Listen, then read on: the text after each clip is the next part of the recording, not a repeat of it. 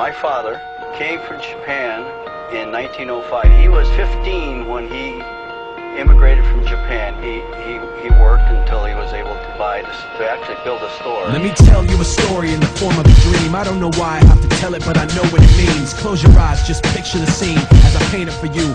It was World War II when this man named Kenji woke up. Ken was not a soldier.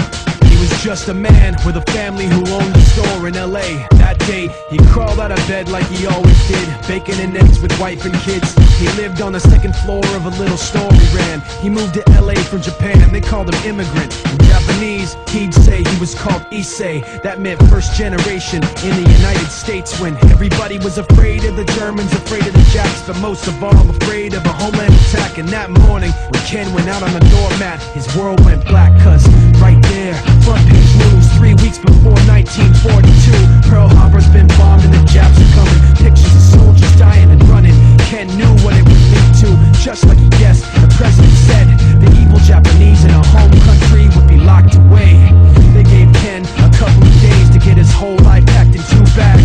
Just 2 bags, couldn't even pack his clothes. Some folks didn't even have a suitcase to pack anything in, so 2 trash bags is all it gave them. And when the kids asked Mom, where are we going, nobody even knew what to say to them. Ken didn't want to lie, he said the US is looking for spies, so we have to live in a place called Minor, where a lot of Japanese people are. Stop it, don't look at the gunmen. You don't want to get the soldiers wondering if you're gonna run or not, because if you run then you might get shot. Other than that, try not to think about it. Try not to worry about it being so crowded. But someday we'll get out. Someday, someday.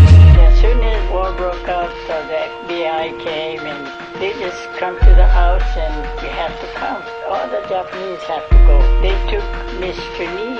People couldn't understand why they had to take him, because he's just innocent laborer. So now they're in a town with soldiers surrounding them.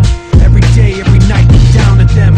From watchtowers up on the wall, Ken couldn't really hate them at all. They were just doing the job, and he wasn't gonna make any problems. He had a little garden, vegetables and fruits that he gave to the troops in a basket his wife made. But in the back of his mind, he wanted his family's life saved. Prisoners of war in their own damn country, what for? Time passed in the prison town. He wondered if he'd live it down if and when they were free. The only way out was joining the army, and supposedly some men went out for the army, signed on, and ended up flying to Japan with a bomb. That 15-kiloton blast put an end to the war pretty fast. 2 cities were blown to bits. The end of the war came quick.